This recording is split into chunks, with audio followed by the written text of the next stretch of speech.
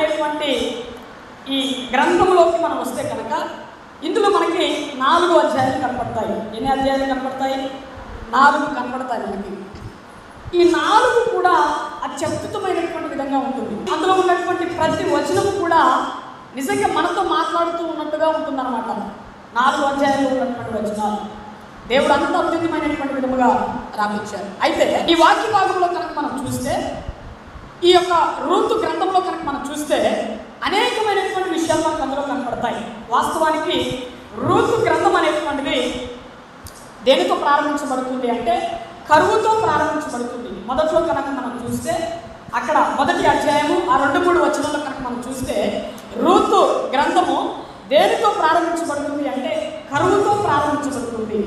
అలాగే ఎస్తేరు అనేటువంటి గ్రంథాన్ని కూడా మనం చూసినట్లయితే ఎస్తేరు గ్రంథము విందుతో ప్రారంభించబడుతుంది అన్నమాట.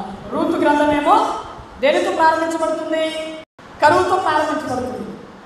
ఎస్తేరు గ్రంథమేమో విందుతో ప్రారంభించబడుతుంది అన్నమాట. సో ఈ రెండింటికి కనెక్షన్ అనేటువంటి ఉంటుంది. అది చివరిలో నేను మీకు చెప్తాను. అయితే ఈ రూతు అనేటువంటి ఆమె ఎక్కడ సంబంధించినటువంటి ఆమె అంటే మోయాబు దేశానికి సంబంధించినటువంటి ఒక స్త్రీ. ఏ దేశానికి సంబంధించినటువంటి స్త్రీ? మోయాబు దేశానికి సంబంధించినటువంటి ఒక స్త్రీ. ఆమె ఇశ్రాయేలు దేశానికి సంబంధించిన ఆమె కాదు. దేవుడు అంటే ఆమెకు ఎవరో తెలియదు, ప్రార్థన అంటే ఏంటో ఆమెకు తెలియదు, మరి ఆ పాటలు అంటే ఏంటో కూడా ఆమెకు తెలియనటువంటి ఒక స్త్రీ. ఆమె ఎక్కడ జన్మించింది అంటే మోయాబు దేశాన ఆమె జన్మించింది. మరి మోయాబు దేశాన జన్మించినటువంటి ఒక స్త్రీ, అన్యురాలైనటువంటి ఒక స్త్రీ ఎక్కడికి వచ్చింది? బెత్లెహేము దేశానికి వచ్చింది. ఎలాగొచ్చింది అనేటువంటివి మనము 2 మాటలు చదువుకొని మనం చూద్దాం. 1వ అధ్యాయము 1వ వచనం నుంచి కొన్ని మాటలు మనం చదువుకుందాం. అక్కడ న్యాయాధిపతులు ఏలిన దినములయందు దేశంలో కరువు కలుగగా యూదా బెత్లెహేము నుండి ఒక మనుష్యుడు తన భార్యను 2 కుమారులను వెంట పెట్టుకొని మోయాబు దేశమున కాపురముండుటకు వెళ్ళాడు. అయితే అయితే ఇక్కడ ఒక కుటుంబం అనేటువంటిది మనకు కనిపిస్తూ ఉందన్నమాట. న్యాయాధిపతులు వెనకటి కాలంలో ఇశ్రాయేలు దేశాన్ని బెత్లెహేముని వేలుతూ ఉన్నారనమాట. అయితే న్యాయాధిపతులు ఎవరు అంటే దానికి ఒక హిస్టరీ, చిన్న విషయం చెప్తాను. దేవుడు మొదటిగా ఇశ్రాయేలు ప్రజలను ఏం చేశాడంటే ఐగుప్తు దేశం నుండి కానాను దేశానికి తీసుకొని వచ్చారు. ఈ ఐగుప్తు దేశం నుండి కానానుకు తీసుకొని వచ్చినప్పుడు కానాను దేశంలో వారిని ఉంచినప్పుడు వారికి కొన్ని ఆజ్ఞలు అనేటువంటివి ఇవ్వబడ్డాయన్నమాట. అయితే అక్కడ దేవుడు కొంతమందిని ఎంచుకొని, కొంతమంది పాస్టర్ని ఎంచుకొని, దైవజనుల్ని ఎంచుకొని వారి చేత ఆ ప్రజలందరినీ కూడా నడిపించేటువంటి వారు.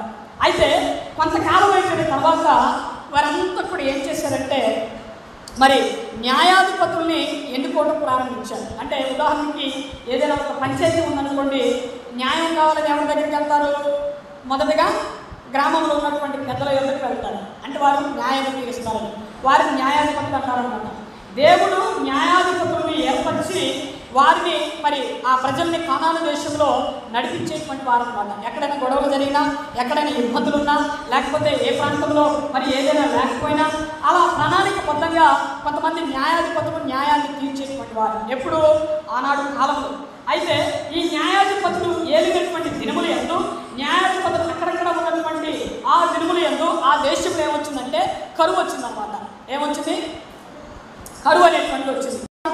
కారణం ఏంటి అంటే మనుషులు దేవుణ్ణి ఏం చేశారు? మర్చిపోయారు. మనుషులు దేవుణ్ణి మర్చిపోవడం వల్లనే కరువులు అనేటువంటివి సంభవిస్తూ ఉంటాయి.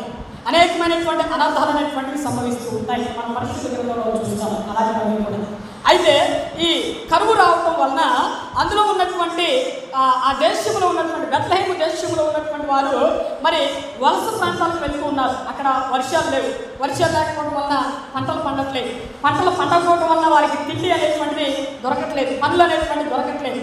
కావున వీళ్ళు ఏం చేశారంటే కరువు వస్తుందని కొన్ని కుటుంబాలు ఏం చేశాయంటే వలస వెళ్ళిపోయాయి, ఎక్కడికెక్కడికో వెళ్ళిపోయాయి అన్నమాట. అయితే ఇక్కడ మనం చాలా జాగ్రత్తగా గమనించవలసినటువంటి విషయం, అనేకమైనటువంటి కుటుంబాలు అక్కడ దూర ప్రాంతాలకు వెళ్ళిపోయాయి. కానీ దేవుడు ఇక్కడ స్పెసిఫిక్గా ఒక కుటుంబాన్ని మాత్రమే మెన్షన్ చేశారు. అంటే ఒక కుటుంబాన్ని మాత్రమే రాపించారు. ఎందుకు ఒక కుటుంబాన్ని రాపించారంటే ఆ కుటుంబం పైన దేవుని యొక్క ప్రణాళిక అనేటువంటిది ఉంది కనుక ఆ కుటుంబంను దేవుడు ఈ యొక్క పరిశుద్ధ గ్రంథంలో రాపించాడు. అయితే అనేక కుటుంబాలు వెళ్ళిపోయాయి, కానీ దేవుడిని తెలుసుకున్నటువంటి వారు, దేవుడిని ఎరిగినటువంటి వారు, ఒక ఫ్యామిలీ, ఒక కుటుంబం అనేటువంటిది ఆ దేశమును దాటడం అనేటువంటిది జరిగింది. వాస్తవానికి ఇక్కడ మనం గమనించవలసినటువంటి విషయం ఏంటి అంటే, దేవుని యొక్క దేశంలో, దేవుడు ఏర్పరచుకున్నటువంటి దేశంలో కరువు వస్తే ఎవరి దగ్గరికి వెళ్ళాలి? ఎవరి దగ్గరికి వెళ్ళాలి? చెప్పాలి. ఎవరి దగ్గరికి వెళ్ళాలి? దేవుడి దగ్గరికి వెళ్ళాలి. మీకు అర్థమవుతుందా? దేవుడు ఏర్పరచుకున్నటువంటి దేశంలో కరువు వచ్చిందనుకోండి, ఎవరిని ఆశ్రయించాలి? దేవుడిని ఆశ్రయించాలి. ఎందుకంటే కరువు పరిస్థితులన్నింటినీ కూడా తుడిచివేయగలవాడు ఒకే ఒకడు, ఎవరు? దేవుడు మాత్రం. కరువున్నా, శ్రమలున్నా, ఇరుకులున్నా, ఇబ్బందులున్నా, ఎటువంటి యుద్ధములు వచ్చినా, పోరాటములు వచ్చినా, అనేకమైనటువంటి సమస్యలు వచ్చినా, ఆటుపోట్లు వచ్చినా, వాటన్నిటినీ మన కంటి చూపు నుండి దూరపరచగల దేవుడు ఒకే ఒక్కడు. ఆయన దగ్గరికి మనం వెళ్ళాలి. కానీ వీరు వెళ్ళకుండా ఏం చేశారు? దేశాన్ని దాటేశారు. వాస్తవానికి దేవుడు ఐగుప్తు దేశం నుండి వీళ్ళందరినీ కూడా నడిపిస్తూ ఉంటే ఈ 40 సంవత్సరాలు కూడా మనకి కీర్తన గ్రంథంలో కానీ నిర్గమాకాండంలో కానీ ఉంటుందన్నమాట. వాళ్ళందరినీ కూడా దేవుడు ఎలాగ నడిపించాడో తెలుసా? ఎలాగ నడిపించాడంటే, వారు వేసుకున్నటువంటి వస్త్రం అనేటువంటిది పాతగిలిపోలేదు. వారు వేసుకున్నటువంటి వస్త్రం ఏదైతే ఉందో అది పాతగిలిపోలేదు, అంటే చిరిగిపోలేదు అనమాట. వారు కొనుక్కున్నటువంటి చెప్పులు ఏవైతే ఉన్నాయో ఆ చెప్పులు అరిగిపోలేదు అన్నమాట. అంత అద్భుతమైనటువంటి విధముగా దేవుడు వారిని నడిపించారు. అనేక మంది వారి ముందుకు యుద్ధానికి వచ్చినా కూడా అనేక మందిని జయించేటట్లుగా దేవుడు చేశారు. అవన్నీ వస్తూ ఉన్నటువంటి ప్రజలు అక్కడికి వచ్చేసరికి దేవుడిని మర్చిపోయారు. మర్చిపోయిన తరువాత దేవుడు వారికి బుద్ధి రావడం కోసం ఏం చేశారట? కరువును రప్పించారు. కరువు వచ్చినా అట్లేమో బాగుపడతారేమో, అట్లేమో మరి స్వస్థపడతారేమో, నా దగ్గరకు వస్తారేమో అని దేవుడు ఏం చేశాడంటే కరువును రప్పించారు. కరువు వచ్చినా కూడా వాళ్ళకి బుద్ధి అనేటువంటి రాదు. హల్లెలూయా. మూర్ఖంగా వాళ్ళు ఏం చేశారంటే దేశాన్ని దాటిపోయారు. అంటే దేవుడు ఏర్పరచుకున్నటువంటి దేశము నుండి, కానాను దేశము నుండి ఈ కుటుంబం ఏం చేస్తుందంటే మోయాబు దేశానికి వెళ్ళింది. అంటే దేవుణ్ణి విడిచిపెట్టి మోయాబు దేశానికి వెళ్ళింది. కానాను దేశంలో ప్రార్థనలు జరుగుతాయి. కానాను దేశంలో దేవుని యొక్క వాక్యం వినపడుతుంది. కానాను దేశంలో దేవుని యొక్క ఆజ్ఞలు వినపడతాయి. కానాను దేశంలో ఎవరిని చూసినా కూడా వందనాలు చెప్పుకుంటూ అనేకమైనటువంటి రకాలుగా మరి ఎంతో సమాధానంగా నెమ్మదిగా బ్రతుకుతూ ఉన్నటువంటి కుటుంబాలు ఉంటాయి. కానీ వీరు పూర్తిగా ఏం చేశారంటే దేవుని వాక్యం వినపడినటువంటి చోటుకి వెళ్ళిపోయారు. మోయాబు దేశం అనేటువంటిది శపించబడినటువంటి దేశం. అది హల్లెలూయా. ఏ దేశం అది? శపించబడినటువంటి దేశానికి దేవుడు ఏర్పరచుకున్నటువంటి కుటుంబం అక్కడ వెళ్ళిపోయింది. ఈరోజు మనం తెలుసుకోవాల్సినటువంటి విషయం ఏంటి అంటే, దేవుణ్ణి విడిచిపెట్టి వెళ్ళినటువంటి కుటుంబము ఎలాగున నాశనమైందనేటువంటి ఈరోజు మనం చూస్తాం. చూడండి, మనము ఏదైనా విపత్తు మన కుటుంబాలకి వచ్చినప్పుడు, మన కుటుంబంలో అన్నం లేనప్పుడు, మన కుటుంబంలో ఒక్క రూపాయి కూడా లేనప్పుడు మనం ఎవరిని ఆశ్రయించాలంటే దేవుణ్ణి మనం ఆశ్రయించాలి. హల్లెలూయా. కుటుంబంలో నడిపించేటువంటి వాడు ఆయన. కుటుంబంలో ఆరోగ్య పరిస్థితులన్నింటినీ కూడా మరి ఒక కొలికి తెచ్చే దేవుడు ఆయన. కుటుంబంలో ఎటువంటి సమాధానము లేకపోయినా అన్నింటినీ కుదుటపరిచి సమాధానము కలిగించేటువంటి వాడు ఎవడు? దేవుడు మాత్రమే. ఆయన దగ్గరికి మనం రావాలి. ఆయన దగ్గరికి మనం వచ్చి ఆయన దగ్గర మోకరించి ప్రార్థన మనం చేయాలి. కొన్ని కుటుంబాలు ఉంటాయి, ఏం చేస్తారు? ప్రార్థనకు వస్తారు. ప్రార్థనకు వచ్చిన తర్వాత మాకు మంచి జరగట్లేదండి, మాకు ఏమాత్రం కూడా మంచి జరగట్లేదండి, మాకేం కలిసి రావట్లేదండి అని దేవుడిని విడిచిపెట్టి వెళ్ళిపోతూ ఉంటారన్నమాట. హల్లెలూయా. ఏం చేస్తారు? దేవుడిని విడిచిపెట్టి వెళ్ళిపోతూ ఉంటారు. దేవుడు చెప్తూ ఉన్నటువంటి విషయం ఏంటి అంటే, అక్కడ నుంచి కరువు వచ్చిందని ఒక కుటుంబం ఏం చేసిందంటే మోయాబు దేశానికి వెళ్ళింది. మోయాబు దేశం అనేటువంటిది సాధారణమైనటువంటి దేశం కాదది, అది శపించబడినటువంటి దేశం. మోయాబు దేశంలో కనుక ఈ పరిశుద్ధ గ్రంథంలో మనం చూస్తే నెమ్మది లేనటువంటి దేశంగా ఉంది, సమాధానం లేనటువంటి దేశంగా ఈ మోయాబు దేశం ఉంది. అక్కడ పూర్తిగా దేవుని ఆజ్ఞలు అనేటువంటివి పూర్తిగా వ్యతిరేకంగా ఉన్నాయి. బెత్లెహేము దేశంలో వ్యభిచారం చేయొద్దంటే వ్యభిచారం చేయొద్దంటే, దొంగలించకూడదంటే, కానీ మోయాబు దేశంలో కనుక వెళ్ళి చూస్తే ఆ దేశంలో విపరీతమైనటువంటి వ్యభిచారం అనేటువంటి మనం చూస్తాం పరిశుద్ధ గ్రంథంలో. మోయాబు దేశంలో కనుక మనం చూస్తే దొంగలించకూడదు, నీ పొరుగు వారిని ఏది ఆశించకూడదు, అనేటువంటి విషయాన్ని మనం చూస్తే అక్కడ ఏది కూడా ఉండదన్నమాట, వ్యతిరేకంగా ఉంటుందన్నమాట. మోయాబు దేశంలో ఉన్నటువంటి ప్రజలు దేవుణ్ణి తెలియనటువంటి ప్రజలు అన్నమాట. వాళ్ళు కర్కోటశకంగా ఉండేటువంటి ప్రజలు, వాళ్ళు సమాధానం లేనటువంటి ప్రజలు అనమాట. వాళ్ళు ప్రేమ అనేటువంటిది వారిలో ఏమాత్రం కూడా లేదు. చూడండి, ప్రేమ ఎవరిలో ఉంటుంది? దేవుణ్ణి తెలుసుకున్నటువంటి ప్రజల్లో ప్రేమ ఉంటుంది. ప్రేమ అనేటువంటిది దేవుణ్ణి మరి అంగీకరించినటువంటి వారిలో ప్రేమ అనేటువంటిది ఉంటుంది. వారు దేవుణ్ణి తెలియనటువంటి ప్రజలు, వారిలో ప్రేమ అనేటువంటిది లేదు. ఆ దేశానికి అక్కడికి వెళ్ళారు. ఆ దేశంలో ఏముందనమాట? మంచిగా పచ్చగా ఉన్నాయి, నీళ్లు ఉన్నాయి, అన్నీ ఉన్నాయి, సమృద్ధి అనేటువంటి ఆహారం అందులో ఉంది, మరి పంటలు పండుతూ ఉన్నాయి, పండ్లు దొరుకుతూ ఉన్నాయి. అక్కడికి వెళ్ళారన్నమాట. ఈ కుటుంబము అక్కడికి వెళ్ళింది. తర్వాత 2వ వచనం మనం చదువుకుందాం. 1వ అధ్యాయం 2వ వచనం.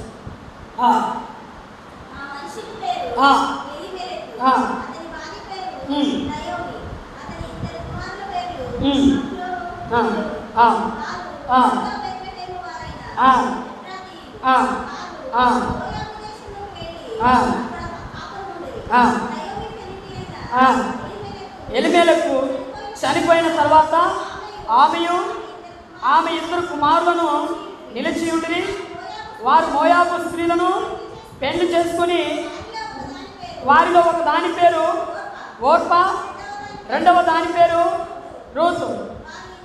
వారు ఇంచుమించు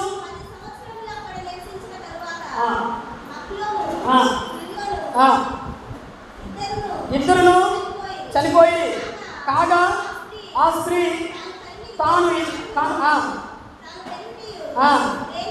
లేని దానిను వారికి ఆహారమించుటకు యెహోవా తన జనులను దర్శించినని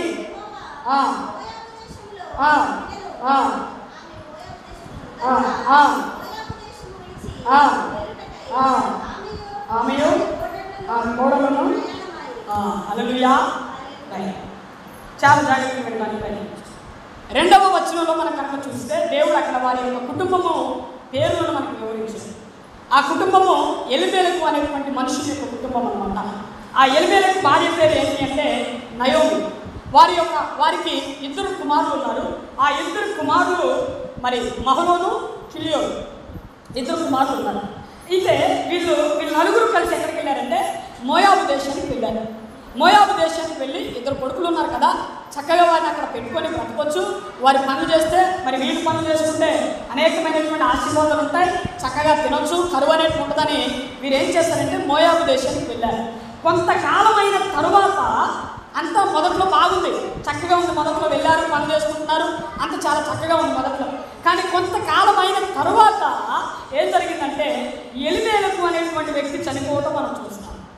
మీకు అర్థమవుతుందా? ఎలిమెలకు అనేటువంటి వ్యక్తి చనిపోయాడు. అక్కడ చనిపోయిన తర్వాత దేవుడు మరొక మాటను అక్కడ రాపించాడు. ఎలిమెలకు చనిపోయినా కూడా నయోమి 2 కుమారులతో అక్కడ నిలిచి ఉండెను అనేటువంటి మాట మనం చూస్తాం. మీరు గమనించండి ఇక్కడ ఎందుకు ఆ మాట అక్కడ రాపించాడంటే, ఒక ఆయన చనిపోయాడు, ఇంటికి యజమానులుగా ఉన్నటువంటి ఎలిమెలకు అనేటువంటి ఆయన చనిపోయాడు. ఆ చనిపోయిన తర్వాత వాళ్ళు ఏం చేయాలి?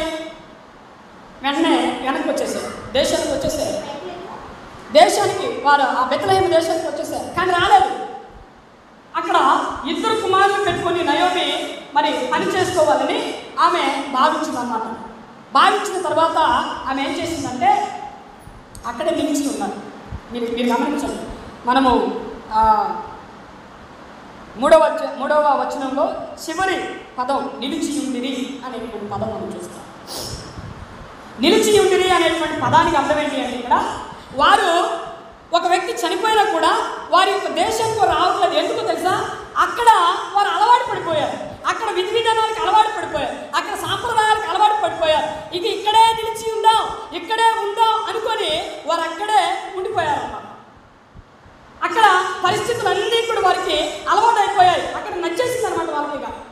వారు చేస్తూ ఉన్నటువంటి ఆ సాంప్రదాయాలు కానీ, ఆచారాలు కానీ, పద్ధతులు కానీ, విధి విధానాలు కానీ అన్నీ కూడా వారికి నచ్చేసాయి, అక్కడే ఉండిపోయారు.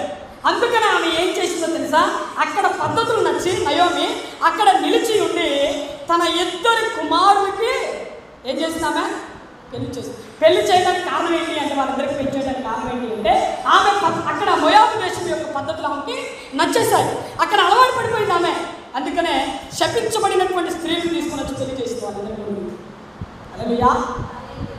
అయితే ఇక్కడ మనం గమనించవలసినటువంటి విషయం ఏంటి అంటే, పెళ్లి చేయాలి అంటే ఆమె మరి బెత్లెహేము దేశానికి వచ్చి ఆ బెత్లెహేము దేశంలో ఉన్నటువంటి కన్యకులుగా ఉన్నటువంటి స్త్రీలను పెళ్లి చేయొచ్చాను.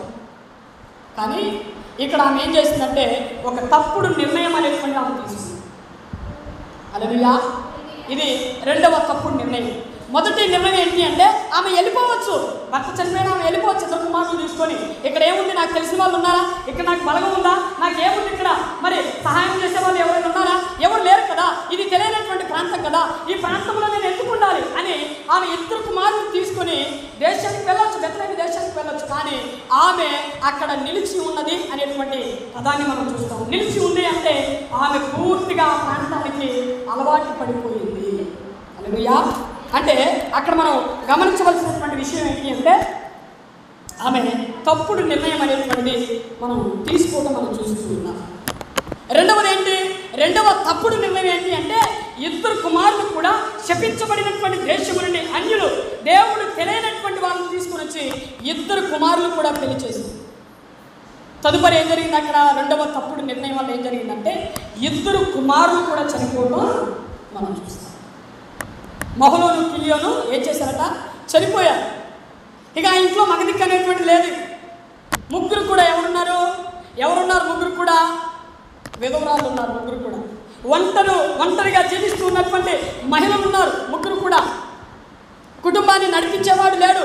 కుటుంబానికి ఆదరణగా ఉండి నడిపించేటువంటి ఇద్దరు కుమారులు కూడా చనిపోయారు. అయినా కూడా ఆమెకి బుద్ధి అనేటువంటిది ఇక రాకపోవడం వలన ఆమె కొంతకాలం ఆలోచించి నయోమి కొంతకాలం ఆలోచించి ఆమె ఒక నిర్ణయాన్ని తీసుకుంటుందన్నమాట. ఏ నిర్ణయం తీసుకుంటుందంటే, ఆమెకి ఎవరో చెప్పారు. మనం 4వ వచనంలో చూడవచ్చు ఆ మాట. 5వ వచనంలో మనం 5, 6వ వచనంలో కనుక మనం చూడవచ్చు. యెహోవా బెత్లెహేము దేశాన్ని కరుణించాడు, అక్కడ ఆహారం దొరుకుతుందట అని ఎవరో చెప్పారు ఆమెకి, నయోమికి. ఏమండి, ఇక్కడ మీరు గమనిస్తే కనుక ఆమె నయోమి అనేటువంటి స్త్రీ ఏం చేస్తుందంటే, ఆహారం దొరుకుతుందని అక్కడ దేశానికి వెళ్తుంది. ఇక్కడ మీరు చాలా జాగ్రత్తగా గమనించాలి. మొగుడు చనిపోయాడు, ఇద్దరు కొడుకులు చనిపోయారు, ఒంటరిగా ఉండిపోయారు, బుద్ధి రాలా ఉంది. ఇక వెళ్ళిపోదాం అని అనుకోవట్లా. ఆమె ఎవడో చెప్పాడు, బెత్లెహేము దేశాన్ని దేవుడు కరుణించాడు, నీ సొంత గ్రామంలో మరి ఆహారం దొరుకుతుందట, నీ బంధువుల మధ్య ఆహారం దొరుకుతుందట, అక్కడ పొలాలు పండుతున్నాయట, వర్షాలు పడుతున్నాయట, నువ్వు అక్కడికి వెళ్ళిపో అని ఎవడో చెప్పిన తర్వాత ఆమె ఏమనుకుంటుందంటే, నేను నా దేశానికి వెళ్ళిపోవాలి అని ఆమె నిర్ణయించుకుంది. ఎవడో చెప్పాడు, అందుకనే ఎందుకు వెళ్తున్నామే, దేవుణ్ణి ఆశ్రయించి ఆమె వెళ్ళట్లే. అందరూ వెళ్ళిపోయినప్పుడు ఆమెకు బుద్ధి రాలేదు. ఎప్పుడు ఆమెకు బుద్ధి రాలేదు అసలు. ఆమె ఆహారం కోసం దేశానికి వెళ్తుంది తప్ప దేవుడి కోసం వెళ్ళట్లేదు. వెంటనే ఏం చేస్తుందంటే, ఇద్దరు కోడలతో చెప్పింది, అమ్మా మరి మన దేశానికి వెళ్ళిపోదాం, మరి మీరు వయసులో ఉన్నారు కదా, మరి మీరు యవనస్తులుగా ఉన్నారు కదా, మీరు నా వెంట రావడం దేనికి, నా వెంట వచ్చి మీ జీవితాన్ని ఆగం చేసుకోవడం దేనికి, మీకు పిల్లలు కూడా లేరు, మరి నేను తీసుకుని వెళ్దామన్న పిల్లలు కూడా లేరు, మరి మీరు నా వెంట రావాల్సినటువంటి పని లేదు, మీరు మీ ఇళ్ళకి వెళ్ళి మీ ఇంటిలోనికి వెళ్ళి మీరు చక్కగా మరొక పెళ్ళిళ్ళు చేసుకొని మీరు హాయిగా బ్రతకండి అని నయోమి ఇద్దరు కోడలు కూడా చెప్తుందన్నమాట. ఇద్దరు కోడలు కూడా చెప్పిన తర్వాత ఓర్ప అంటే పెద్ద కోడలు ఏం చేసిందంటే, చిన్న కోడల పేరేమో రూతు, పెద్ద కోడల పేరేమో ఓర్ప ఏం చేసిందంటే, నేను వెళ్తాను అని ఆమె వెళ్ళిపోయింది. మా పుట్టింటికి నేను వెళ్తానని ఆమె వెళ్ళిపోయింది. అదంతా ఒక పెద్ద స్టోరీ. మరి దాన్ని విపులంగా చెప్పుకోవాలంటే ఇంకా చాలా ఉంటుంది. వాళ్ళకు ఉన్నటువంటి పరిస్థితులు, ఎటువంటి పరిస్థితులు వాళ్ళు అనుభవించారు, ముగ్గురు ఒంటరిగా ఉన్నటువంటి మహిళలు ఏ పరిస్థితులు వాళ్ళు అనుభవించారు, సమాజంలో నుంచి వచ్చినటువంటి పరిస్థితులు ఏంటి, ఆ శపించబడినటువంటి దేశంలో ముగ్గురు ఒంటరిగా ఉన్నటువంటి మహిళలు ఎలాగ బ్రతికారు, ఎలాగ వారి జీవనాన్ని కొనసాగించారు అని, వ్యభిచార సంబంధమైనటువంటి ఆ దేశంలో, పొరుగువానిని ఆశించేటువంటి ఆ దేశంలో, మరి విలువలు లేనటువంటి ప్రేమ లేనటువంటి ఆ దేశంలో ఒంటరిగా ముగ్గురు మహిళలు ఎలాగ బ్రతికారు అని చెప్పుకోవడం అదొక పెద్ద స్టోరీ అన్నమాట మనకి. అయితే వీళ్ళందరూ కూడా ఏం చేశారు, ఈ ముగ్గురు కూడా ఏం చేశారంటే, మరి ఒక నిర్ణయాన్ని తీసుకుంటున్నారు, తలా ఒక నిర్ణయాన్ని తీసుకుంటున్నారు. ఓర్ప ఏం చేసింది, తన ఇంటికి వెళ్ళిపోయింది. నేను వెళ్తాను అత్తయ్య అనుకుంటా ఆమె వెళ్ళిపోయింది. ఇక చిన్న కోడలు ఉందన్నమాట రూతు. ఈమె అద్భుతమైనటువంటి ఒక స్త్రీ అని మనం చెప్పుకోవచ్చు. రూతు ఒక బలమైనటువంటి నిర్ణయాన్ని ఆమె తీసుకుంది అక్కడ.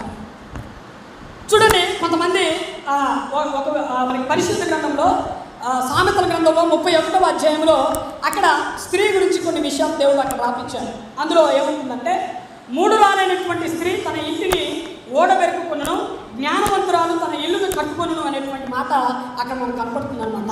ఈ మాట సరిగ్గా ఎవరికి సరిపోతుందంటే రూతు అనేటువంటి స్త్రీకి సరిపోతుంది అన్నమాట. ఎందుకు అంటే ఆమె జ్ఞానము కలిగి అన్యురాలైనా కూడా, మోయాబు దేశానికి సంబంధించినటువంటి ఒక స్త్రీ అయినా కూడా దేవుణ్ణి సరిగ్గా తెలుసుకొని ఒక సరైనటువంటి నిర్ణయాన్ని తీసుకున్నటువంటి ఒక స్త్రీ అన్నమాట. నిజంగా ఆమె కుటుంబాన్ని కట్టుకున్నటువంటి విధానం కనుక మనం లోతులోకి వెళ్ళి చూస్తే అద్భుతమైనటువంటి విధంగా ఉంటుంది. నిజంగా అప్పుడున్నటువంటి ఆ పరిస్థితుల్లో ఒక కుటుంబాన్ని నిలబెట్టడం అంటే అది సాధారణమైనటువంటి విషయం కాదు. కుటుంబాన్ని నిలబెట్టుకోవడమే కాకుండా దేవుని యొక్క భయభక్తులు కలిగి భక్తిని నిలుపుకోవటం అంటే మామూలు విషయం కాదు. ఎప్పుడు ఆనాడు వెనకటి కాలం 16-17 వచనాన్ని మనం చదువుకుందాం. అందుకు రూతు అంటుంది, అత్తతో అంటుంది అనమాట ఈ మాట. అత్తతో ఏమంటుందంటే, ఇదిగో అత్త, నువ్వు నా వెంబడి రావద్దని నువ్వు అనొద్దు, నువ్వు బ్రతిమాలొద్దు, నన్ను విడిచిపెట్టమ్మా, నా వెంట రావద్దమ్మా నువ్వు అని నన్ను బ్రతిమాలొద్దు. నీవు ఎక్కడికైతే వెళ్తూ ఉన్నావో నేను వస్తాను. నువ్వు ఎక్కడికైతే వెళ్తున్నావో నేను వస్తాను. నీవు నివసించే చోటనే, నువ్వు ఎక్కడైతే నివసిస్తావో, నీకు ఇల్లు లేకపోయినా, వాకిలు లేకపోయినా, నువ్వు డేరాలు వేసుకొని నివసించినా, రోడ్డు మీద నివసించినా, లేకపోతే పట్టాలు కట్టుకొని నివసించినా, దుస్తులు లేకుండా నివసించినా, నువ్వు ఆహారం లేకుండా నివసించినా, ఎక్కడ నివసించినా, ఏ ప్రదేశంలో నివసించినా, నన్ను ఎక్కడికి నువ్వు తీసుకువెళ్ళినా నేను అక్కడికి వస్తాను, అక్కడ నివసిస్తాను అని ఆ కోడలు అత్తతో చెప్తుందన్నమాట. నీ జనమే నా జనము, నీ దేవుడే నా దేవుడు, నీవు మృతి పొందు చోటనే, నువ్వు చనిపోయే చోటనే నేను కూడా చనిపోతాను, అక్కడనే నేను పాతి పెట్టబడను. అంటే నేను ఎక్కడైతే పాతి పెడతానో నన్ను కూడా అక్కడే పాతి పెడతాను. మరణము తప్ప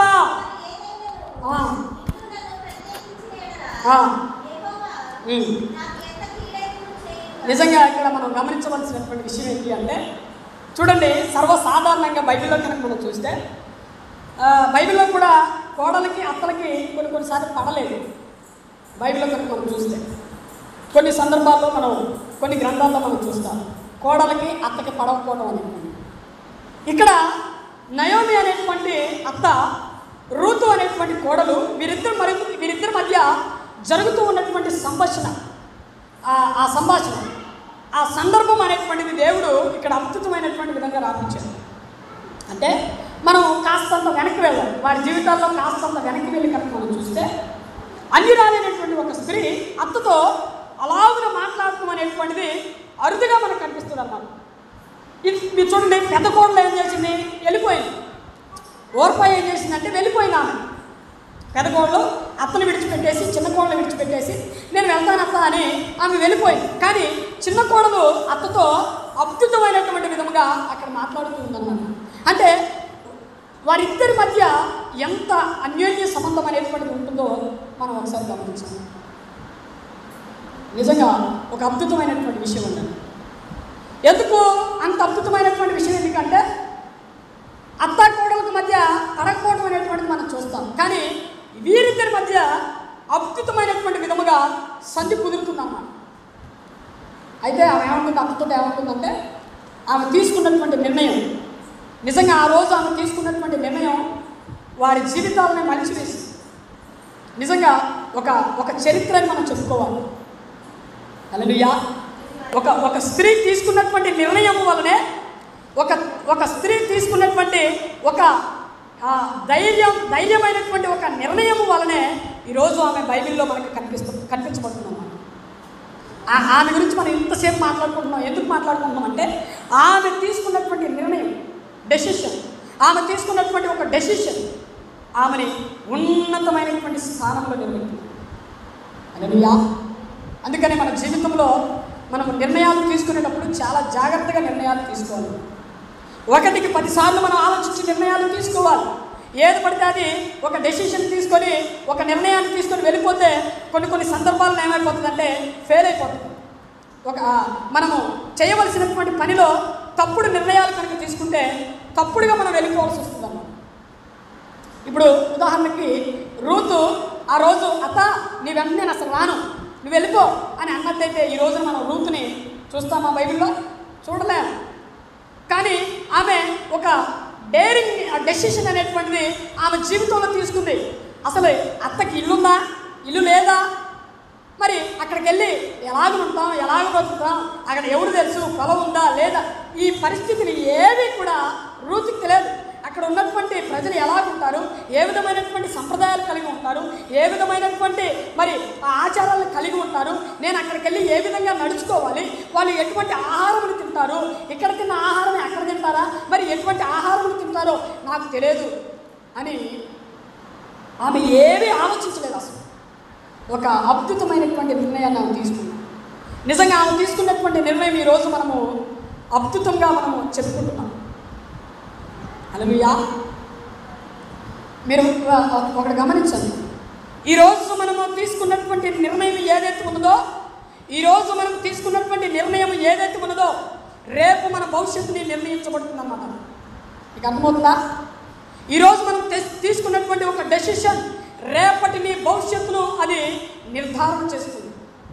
ఈరోజు నువ్వు తప్పు నిర్ణయాలు కనుక తీసుకుంటే రేపు నీ భవిష్యత్తు అనేటువంటిది నీ కళ్ళ ముందు కనిపిస్తుంది. అంటే ఏ విధంగా నాశనమయ్యేటువంటి పతనమయ్యేటువంటి స్థితిలో నీ భవిష్యత్తు కనిపిస్తుంది. అదే సరైనటువంటి నిర్ణయాలు కనుక నీ జీవితంలో నువ్వు తీసుకుంటే నీ జీవితం ఎలా ఉంటుందంటే బాగుపడేటువంటి ఉన్నతమైనటువంటి స్థితిలో ఉంటుందన్నమాట. అందుకని తప్పుడు నిర్ణయాలు ఎప్పుడు కూడా మనం తీసుకోవద్దు. సరైనటువంటి నిర్ణయాలు మనం తీసుకోవాలి. దేవుని దగ్గరకు వచ్చి మోకరించి సరైనటువంటి నిర్ణయాలు మనం తీసుకోవాలి. రూతు ఆ రోజు ఒక అద్భుతమైనటువంటి నిర్ణయాలు తీసుకుంది. ఆమె ఏమంటుందంటే, నువ్వు ఎక్కడ మరణిస్తావో నేను అక్కడే మరణిస్తాను, నువ్వు మరణించిన తర్వాత నేను ఎక్కడైతే పాతి పెడతారో నన్ను కూడా అక్కడే పాతి పెట్టాలి అని అంటున్నాను. అంటే అత్తకి కోడలకి ఎంత అన్యోన్య సంబంధం కుదిరిందో మీరు చూడండి ఒకసారి. నిజంగా చరిత్రలో ఒక అద్భుతమైనటువంటి సంఘటనను మనం చెప్పుకోవాలి. హల్లెలూయా. అయితే ఏం చేశారు? ఆమె అనుకుంది, అత్త అనుకుంది, కోడలకి నాతో రావడం సంధి కుదిరిపోయింది అనుకొని కోడల్ని ఎక్కడికి తీసుకుని వెళ్ళిందంటే బెత్లెహేము దేశానికి తీసుకుని వెళ్ళింది. అర్థమవుతుందండి మీకు? కోడల్ని ఏం చేసిందంటే బెత్లెహేము దేశానికి తీసుకుని వెళ్ళిపోయింది. అత్త నయోమి తీసుకొని వెళ్ళిపోయిన తర్వాత ఏమేమో ముసలి పనేమో సేదగాలేదు, అత్తకి సేదగాలి పని. మరి కోడలు పనిచేసి అత్తకి పెట్టాలన్నమాట. ఇక్కడ మీరు చాలా జాగ్రత్తగా గమనించాలి. రూతుకి అంత వయసు ఏమి పోలేదండి. ఆమె యవనస్తురాలు. రూతు యవన స్త్రీ అన్నమాట. ఆమె అనుకోవచ్చు ఉదాహరణకి, మరి నేను అక్కడికి వెళ్ళి ఏమైనా రావాలి, మరి నేను చక్కగా రెండో పెళ్లి చేసుకొని సంతోషంగా నా జీవితాన్ని గడుపుకోవచ్చు కదా, నేను ఎందుకు ఈమె వెంబడి పోవాలి అని ఆమె అనుకోలేదు. వాస్తవానికి వెళ్ళిపోయింది, అక్కడికి వెళ్ళిపోయిన తర్వాత ఏమేమో ముసలి ఏమేమో పని చేయాలి. ఇక మరి అత్త అంటుంది, అత్త నువ్వు ఎక్కడికి రావద్దు, నువ్వు ఇంట్లోనే కూర్చో. అదంతా కూడా మీరు చదువుకోండి. ఇంటికి వెళ్ళిన తర్వాత ఈ 4 అధ్యాయాలు, ఒక పావు గంట కూడా పడుతుంది 4 అధ్యాయాలు చదువుతాను. నిజంగా ఈరోజు కనుక మీరు రూతు గ్రంథం చదివితే మీరు ధన్యరావాలి. హల్లెలూయా. ఈరోజు కనుక మీరు ఇంటికి వెళ్ళిన తర్వాత, లేకపోతే వాక్యం చెబుతూ ఉన్నప్పుడు రూతు గ్రంథాన్ని చదివితే కనుక ఈరోజు మీరు ధన్యరాలు అంతే. అయితే ఈమె ఏమంటుందంటే, అత్త నువ్వు ఏ పని చేయొద్దు, నువ్వు అక్కడ కూర్చో, నేను వెళ్ళి మరి పని చేసుకున్నాను. మీరు వచ్చేటువంటి సమయానికి కోతలు వస్తున్నారన్నమాట. ఆ దేశంలో కోతలు వస్తున్నారు మీరు వచ్చేటువంటి సమయానికి. ఇక వెంటనే మరి అత్తని ఇంట్లో కూర్చోబెట్టి కోడలు పరిగెరుకోవడానికి పోయిందన్నమాట. హల్లెలూయా. పరిగె ఏరుకోవడానికి వెళ్ళింది. పరిగెరుకొని వచ్చి మొదటిగా ఆమె అడుగుపెట్టినటువంటి పొలం ఏదైతే ఉన్నదో ఆ పొలంలో, మొదటిగా అడుగుపెట్టినటువంటి పొలంలో ఆమె ఒక కూలి పనికి కూడా కదా పోయింది. పరిగె ఏరుకోవడానికి పోయిందన్నమాట. జస్ట్ పరిగె ఏరుకోవడానికి పోయింది అంతే. పరిగె ఏరుకొని వచ్చి మరి అవన్నీ కూడా దంచుకొని వెనకటి కాలంలో మనం ఒడ్లుగా వస్తున్నప్పుడు పరిగెడుకున్నారు కదా. ఎంతమంది ఏరుకున్నారు పరిగా చెప్పాలి? ఎంతమంది ఏరుకున్నారు? నేనైతే పరిగెడుకున్నాను. నేను అప్పుడు అది ఏరుకొని ఆ వరి పండ్లు మొత్తం కింద పోతే అదంతా ఏరుకొని తీసుకొని వచ్చి దంచి ఒడ్లు అమ్ముకొని ఐసులు కానీ లేకపోతే ఇంకా తినేవి కానీ కొనుక్కునేదన్నమాట నా చిన్నతనంలో. మీరు చేశారు అట్లా? హల్లెలూయా. అయితే ఈమె పరిగెరుకోవడానికి పోయి ఏరుకోవడానికి పోయి మీరు చూడండి, ఒక్కొక్క విషయం చెప్తాను. ఈమెలో ఉన్నటువంటి అద్భుత గుణలక్షణం అవుతుంది అన్నమాట. పరిగె ఏరుకొని ప్రతిరోజు కూడా పరిగెరుకుంటుంది. డబ్బులు వస్తున్నాయి. డబ్బులు వస్తూ ఉన్నటువంటి సందర్భంలో నేను కష్టపడుతున్నాను, నేను పని చేస్తున్నాను, ఈ ముసలానికి చేసి పెడుతున్నాను, మరి ఆమెకి ఎందుకు చేసి పెట్టాలి? డబ్బుని నేను కూడగొట్టుకొని సంపాదన నేను సంపాదించుకోవచ్చు కదా అని అనుకోలేదు. ప్రతిరోజు కూడా పరిగెత్తుకొని వచ్చి ఒడ్లుగా యావలు ఉంటారు వాళ్ళు. ఆ యావల్ని దంచి, యావలంటే ఇంగ్లీష్లో బార్లీ గింజలు తెలుసు కదా, బార్లీ నట్స్ అంటారు. అవి బహుశా మీరు చూసుకుంటారు. ఈ దంచి అమ్ముకొని వచ్చి మరి కొన్ని ఒక్కొక్క రోజు అమ్ముకునేది, ఒక్కొక్క రోజు దంచి వాటితో రొట్టెలు చేసుకునేటువంటి వారు. ఇప్పుడు గోధుమ విత్తనాలు ఎలాగైతే మనం చేసుకుంటున్నామో, విత్తనాలు దంచి పొడి చేసి ఆ పిండితోటి రొట్టెలు మనం చేసుకుని ఎలాగైతే తింటున్నామో, అప్పుడు కూడా బార్లీ గింజల్ని దంచి మరి పిండి పట్టి మరి రొట్టెలు చేసుకొని తినేటువంటి వారు అన్నమాట. అప్పుడు ప్రతిరోజు కూడా ఆమె ఏరుకొని వచ్చి ఒక్కొక్క రోజు అమ్ముకునేది, ఒక్కొక్క రోజు మరి ఆ విత్తనాలని దంచుకొని రొట్టెలు చేసుకొని అత్తకి పెడుతూ వారి జీవనాన్ని కొనసాగిస్తున్నారు. హల్లెలూయా. బెత్లెహేము దేశంలోకి వెళ్ళింది, అక్కడ పని చేసుకుంటుంది, అన్నం అయితే దొరుకుతుంది, తిండి అయితే దొరుకుతుంది, అంత బాగుంది. కొన్నాళ్ళకి అంతా కూడా సమాధానపరచబడింది. అయితే ఇదంతా జరుగుతూ ఉన్నటువంటి సందర్భంలో ఆమె తన పరిశుద్ధతను నిలబెట్టుకుంది. హల్లెలూయా. బెత్లెహేము గ్రామంలో ఒక అన్యురాలైనటువంటి ఒక స్త్రీ, పరిగె ఏరుకునేటువంటి ఒక స్త్రీ, చులకనగా చూడబడేటువంటి ఒక స్త్రీ బెత్లెహేము దేశంలో అందరినీ కూడా ఆశ్చర్యానికి గురి చేస్తారు. అని ఎవర్రా ఏమే? రోజు వస్తుంది, పరిగెరుకుంటుంది, తీసుకుపోతుంది, మళ్ళీ అత్తగా పెట్టింది, మళ్ళీ వస్తుంది, మళ్ళీ అత్తగా పెట్టింది, మళ్ళీ పరిగెరుకుంటుంది, డబ్బులు సంపాదించుకుంటుంది, అతను బాగా చూసుకుంటుంది. ఎవరేమే? ఆ దేశంలో ఉన్నటువంటి అందరూ కూడా ఆశ్చర్యపరిచేల ఆమె జీవిత విధానం అనేటువంటిది ఆమె కలిగించుకున్నాము. వాస్తవానికి మనం ఒక 4 రోజులు పరిగెరుకోవడానికి పోతే వాళ్ళ క్యారెక్టర్ ఏంటో చెప్పొచ్చు అన్నమాట. అంటే ఉదాహరణకు చెప్తున్నాను, ఒక 4 రోజులు కనుక మనం చూస్తే ఆమె ఎలా మాట్లాడుతుంది, ఎలా చూస్తుంది, ఏ విధమైనటువంటి మరి వైఖరితో నడుస్తుంది, ఏ విధమైనటువంటి మరి తలంపులు కలిగి ఉంది, ఆశలు కలిగి ఉంది అనేటువంటిది మనం ఒక 1 రోజులు కానీ ఒక 4-5 రోజులు కానీ చూస్తే సరిపోతుంది అన్నమాట. పూర్తిగా అర్థమైంది మనకు. కానీ వాళ్ళందరూ కూడా ఆమెను చూస్తూ ఉన్నారు, పరిగెరుకుంటున్నారు, చూస్తూ ఉన్నారు. అరే ఎవరేమే ఇంత పరిశుద్ధురాలుగా ఉందేంటి అని అందరూ కూడా ఆరాధ్యంగా మొదలుపెట్టినారు. వెంటనే ఆ ప్రాంతంలో ఉన్నటువంటి వాళ్ళు ఫలానా నయోమి కోడలు, మోయాబు దేశం నుండి వచ్చింది నయోమి కోడలు ఆమె అని అందరికీ కూడా అర్థమైపోయింది అన్నమాట. అందరికీ కూడా అర్థమైపోయింది. చాలా చక్కగా అందరినీ బాగా పలకరిస్తున్న ఆ దేశంలో అందరినీ కూడా చక్కగా పలకరించి అందరి పట్ల కూడా ప్రేమ కలిగి ఉంటుందన్నమాట. పనికి వెళ్ళేటప్పుడు పని దగ్గర అందరికీ కూడా సహాయం చేస్తుంది. పరిగె ఏరుకునే కాడ ఆమె న్యాయబద్ధంగా పరిగె ఏరుకుంటుందన్నమాట. కొంతమంది అయితే ఏం చేస్తారు, మీరు చూడండి, పరిగెరుకునేటప్పుడు ఎవడైనా జనాలు చూస్తున్నారా చూడకపోతే గబుక్కర పనులు తీసుకుంటారన్నమాట. అర్థమైందా మీకు? పరిగె ఏరుకునే కాడ ఎలా ఉంటుందంటే పరిస్థితి, చిన్నప్పుడు నేను కూడా అట్లా చేశాను. హల్లెలూయా. ఎవరు చూడకపోతే గొప్పని అక్కడికి వెళ్ళి పరిగెత్తుకొని వెళ్ళి అక్కడ ఒక పన తీసుకొని వచ్చి దగ్గర పెట్టుకునేదన్నమాట. అలాగా జరుగుతూ ఉండేటువంటి కొన్ని సందర్భాలు. అయితే ఈమె ఎవరు చూసినా చూడకపోయినా ఆమె పరిగె ఎలాగైతే ఏరుకుంటుందో అలాగునే అంటే న్యాయంగా ఆమె పరిగెరుకుంటుందన్నమాట. ఎవరైనా చూస్తున్నారా? ఆ పనిలో నుంచి కొంత దొంగలిద్దామా, ఎక్కడి నుంచి కొంత దొంగలిద్దామని అనుకోలేదు. న్యాయంగా ఆమె తన పని తాను చేసుకుంటుందన్నమాట. నిజంగా అద్భుతమైనటువంటి గుణలక్షణాలు కలిగి ఉన్నటువంటి ఒక స్త్రీ రూతు. అందుకనే ఆమెను దేవుడు అంతగా ఆశీర్వదించినట్లు చేశాడన్నమాట. ఆమె పరిగె ఏరుకోవడానికి వెళ్ళినటువంటి ఆ పొలం మొదట అడుగు పెట్టినటువంటి ఆ పొలం ఏదైతే ఉన్నదో, అంటే ఆమె బానిసగా ఉండి అడుగు పెట్టినటువంటి ఆ పొలం ఏదైతే ఉన్నదో ఆ పొలానికి యజమానురాలిగా దేవుడు చేశాడు. హల్లెలూయా. ఆమె పరిగె ఏరుకోవడానికి పోయినటువంటి పొలాన్ని దేవుడు చివరికి ఏం చేస్తాడంటే ఆమె యొక్క పరిశుద్ధతనాన్ని చూసి, ఆమె యొక్క క్యారెక్టర్ని చూసి, ఆమె యొక్క భక్తిని చూసి, ఆమె యొక్క విధి విధానాలన్నింటినీ చూసి, ఆమె ప్రార్థన చేసే విధానాన్ని చూసి, ఇదిగో నువ్వు పరిగెరుకోనక్కర్లేదుగా, నువ్వు ఏరుకోవడానికి మొదట్లో నువ్వు పరిగెడుతున్నావు, కానీ ఇప్పుడు పరిగెడుకోవాల్సినటువంటి అవసరం లేదు. నువ్వు మొట్టమొదటిగా అడుగు పెట్టినటువంటి పొలం, ఏరుకున్నటువంటి ఆ పొలం నీ పేరు మీద నేను రాసిస్తున్నానని ఆ పొలానికి దేవుడు ఏం చేశాడట?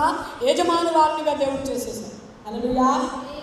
చూడండి, చిన్న వాటితో మొదలయ్యి ఆమె అత్యద్భుతమైనటువంటి విధముగా బెత్లెహేము దేశమే ఆశ్చర్యపడిపోయేటువంటి విధముగా దేవుడు ఆ దేశంలో ఆమెను దీవించాడు.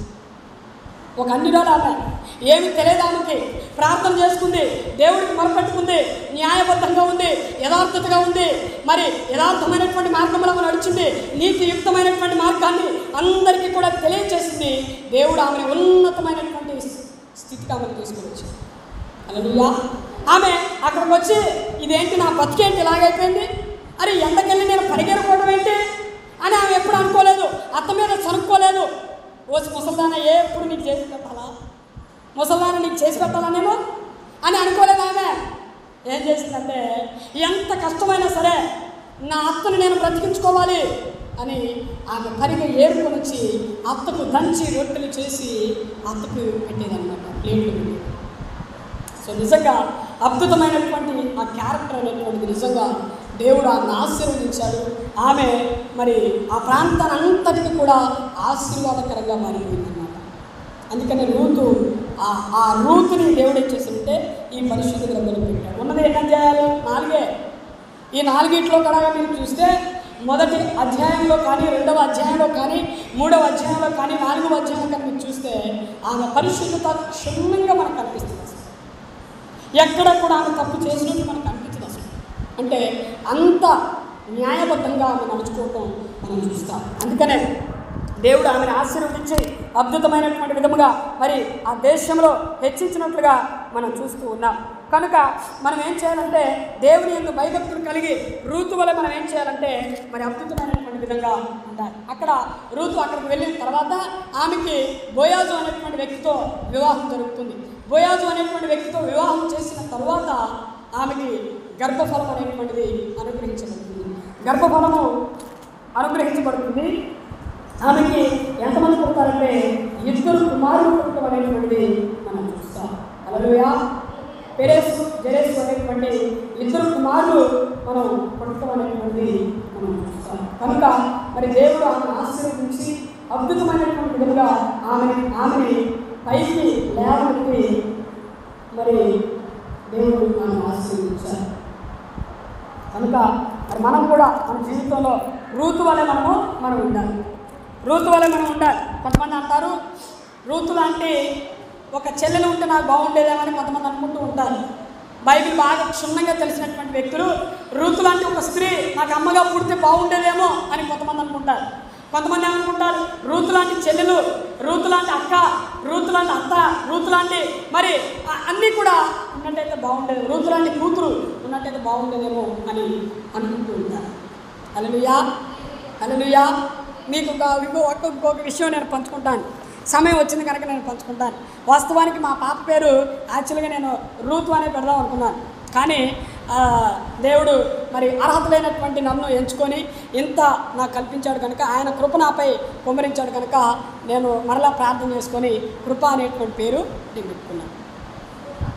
కృప అలా అంటే ఆమె నన్ను ఇన్స్పైరింగ్ చేసింది అన్నమాట. ఆ రూతు అనేటువంటి క్యారెక్టర్ ఆ బైబిల్ చదువుతూ ఉన్నప్పుడు అద్భుతమైనటువంటి విధముగా ఆమె సాక్ష్యాన్ని ఎలాగ నిలుపుకుంది, భయభక్తులు ఆమె ఎలాగ కాపాడుకుంది అనేటువంటిది నిజంగా మనకు ఒక మోటివేషన్గా ఉంటుందన్నమాట భక్తి విషయం. కనుక మనము అలాగున మరి రూతు వలె మనం సాక్ష్యాన్ని కాపాడుకొని పరిశుద్ధతను కాపాడుకొని మనం ఉంటే దేవుడు దేశాన్ని తీసుకొని వచ్చి మన కాళ్ళ ముందు ఇస్తాడన్నమాట. హల్లెలూయా. ఏం చేస్తాడు? మనం వెళ్ళాల్సిన పని లేదు, మనం ఎక్కడికో ఉరకాల్సిన పని లేదు, మనం ఏదో చేయాల్సిన పని లేదు, గాబరగా తొందరగా చేయాల్సిన పని లేదు. నిదానంగా ఉండి నిదానంగా ఆలోచించి మోకరించి ప్రార్థన చేస్తే చాలు. పరిశుద్ధమైనటువంటి ప్రవర్తన కలిగి మోకరించి ప్రార్థన చేస్తే ప్రపంచాన్ని తీసుకుని వచ్చి మన కళ్ళ ముందు ఉంచుతాము. హల్లెలూయా. కనుక మనం అలాగ రూతు వలె మనం ఉన్నట్లయితే దేవుడు మనం ఇంకా అద్భుతమైనటువంటి విధముగా దేవుడు మనం ఆశీర్వదిస్తాడు. ఎక్కడి నుంచో వచ్చింది, కానీ ఇక్కడ బెత్లెహేము దేశంలో ఉన్నటువంటి పొలానికి ఓనర్గా చేసేసాడు.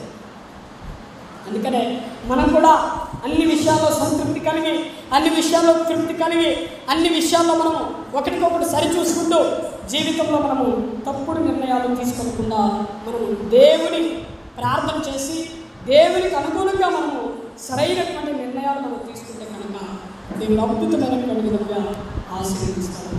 కనుక మరి మనం ఇంకా చెప్పుకోవడానికి చాలా ఉంది. అది కొంత నేను మీకు అర్థం కావడం కోసం జస్ట్ కేవలం మీకు పరిచయం చేశానంటే, లోతుగా నేను వెళ్ళలేదు, కానీ మీకు జస్ట్ పరిచయం చేశాను. మరలా మనం ఎప్పుడైనా వీలు కుదిరినప్పుడు మనం ఇదంతా కూడా మరలా లోతైనటువంటి అధ్యాయాన్ని మనం చేద్దాం. హల్లెలూయా, హల్లెలూయా. ఈ కొద్ది మాత్రం ప్రభు మన జీవితంలో ఫలింపజేయగాక. ఆమేన్.